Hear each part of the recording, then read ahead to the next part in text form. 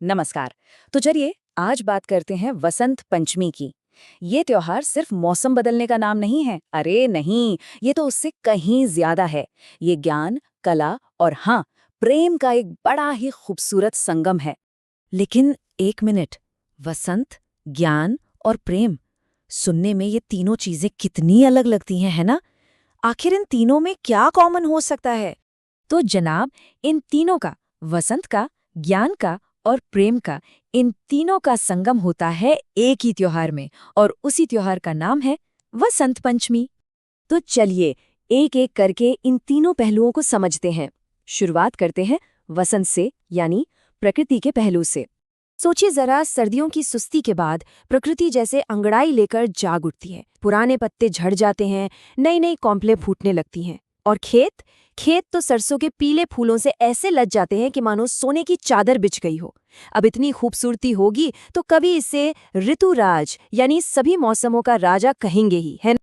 तो ये तो हुई प्रकृति की बात। अब चलते हैं इसके दूसरे पहलू की तरफ, यानी ज्ञान की तरफ। और इसके लिए हमें चलना होगा बहुत पीछे, एक पौराणिक कहानी में। एक ऐसी दुनिया की कहानी जो बनी तो थी, पर उसमें आवाज नहीं थी। कहते हैं कि जब भगवान ब्रह्मा ने इस दुनिया को बनाया तो सब कुछ बना दिया, पहाड़, नदियां, पेड़ पौधे, सब कुछ। पर एक चीज की कमी थी। पूरी की पूरी सृष्टि एकदम खामोश थी, बिल्कुल शांत। तब ब्रह्मा जी को लगा कि अरे, वाणी के बिना, शब्दों के बिना तो ये रचना अधूरी है। इस खामोशी को, इस अज्ञान के अंधेरे को मिटाने के लिए किसी दिव्य शक्ति की जरूरत थी। और बस इसी जरूरत से जन्म हुआ एक दिव्य शक्ति का, देवी सरस्वती का।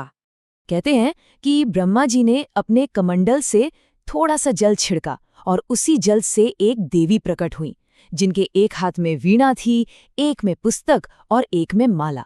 और जैसे ही उन्होंने अपनी वीणा के तार छेड़े ना, पूरी सृष्टि में स्वर गूंज उठे। दुनिया को आवाज का, वाणी का वो तोहफा मिल गया जिसका इंतजार था। और जानते हैं देवी सरस्वती का ये प्राकट्य दिवस कौन सा था? जी हाँ, यही दिन वसंत पंचमी के तौर पर मनाया जाता है। यहाँ एक बड़ी दिलचस्प बात भी है। पुराणों में लिखा है कि सबसे पहले देवी सरस्वती की पूजा खुद भगवान कृष्ण ने की थी, और उन्होंने ही ये वरदान दिया था कि वसंत पंचमी के दिन हर कोई माँ सरस्वती की विशेष पूजा करेगा। और ऐसी मान्यता है कि माँ सरस्वती की पूजा से याददाश्त तेज होती है, आवाज में मिठास आती है। इसीलिए इसे श्री पंचमी और वागीश्वरी जयंती भी कहते हैं। तो हमने वसंत की बात कर ली, ज्ञान की बात कर ली। अब बचा तीसरा पहलू, प्रेम। जी हाँ, ये त्योहार प्रेम की एक बहुत ही अनोखी कहानी से भी जुड़ा हुआ है। बहुत पुराने समय में वसंत पंचमी को मदनोत्सव के नाम से भी मनाते थे। मतलब एक तरह से ये प्रेम का त्योहार था। और ये दिन समर्पित है प्रेम के देवता कामदेव और उनकी पत्नी रति को। अब इसके पीछे की कहानी भी बड़ी दिलचस्प है। हुआ यूं कि तारकासुर नाम का एक राक्षस था, जिसका वध सिर्फ भगवान शिव के पुत्र ही कर सकते थे।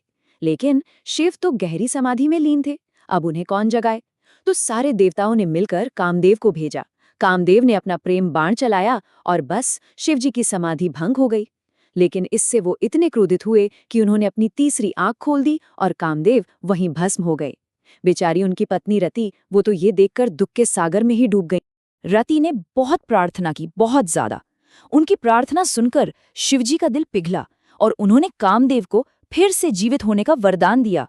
और फिर आगे चलकर द्वापर युग में उन्होंने भगवान कृष्ण के पुत्र प्रद्युम्न के रूप में जन्म लिया। और इसी कहानी की वजह से आज भी ये परंपरा है कि पति पत्नी अपने रिश्ते में प्यार बढ़ाने के लिए इस दिन कामदेव और रति की पूजा करते हैं।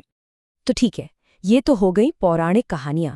पर आज के समय में इस त्योहार को मनाते कैसे हैं? क्या क्या होता है इस दिन? सबसे पहले तो इस त्योहार का एक खास रंग है, पीला, जिसे हम बसंती रंग भी कहते हैं। ये रंग ना जोश का, रोशनी का और ज्ञान का प्रतीक माना जाता है। तो इस दिन लोग पीले कपड़े पहनते हैं, घरों में केसर वाली खीर और दूसरे पीले पकवान बनते हैं। शास्त्रों में भी इस दिन के लिए कुछ बातें बताई गई हैं, जैसे सुबह जल्दी नहा लेना चाहिए, सात्विक यानी शुद्ध भोजन करना चाहिए, और कुछ चीजें हैं जिनसे बचने को कहा गया है, जैसे लड़ाई झगड़ा, मांसाहार या फिर पेड़ पौधों को नुकसान पहुंचाना। तो अब अगर हम इन सब बातों को जोड़कर देखें तो वसंत पंचमी सिर्फ एक दिन नहीं है, ये तो प्रकृति, प्रेम और परमात्मा का एक त्रिवेणी संगम है। सही मायनों में ये त्योहार हमें एक बहुत गहरी बात याद दिलाता है। ये हमें अज्ञान के अंधेरे से ज्ञान के उजाले की तरफ जाने के लिए प्रेरित करता है। ये वसंत के आने का जश्न है, वाणी के वरदान का जश्न है और प्रेम का भी जश्न है। ये हमें सिखाता है कि जिंदगी में असली वसंत, असली खुशी तभी आती है जब हमारे पास ज्ञान की रोशनी भी हो और प्रेम की गर्माहट भी।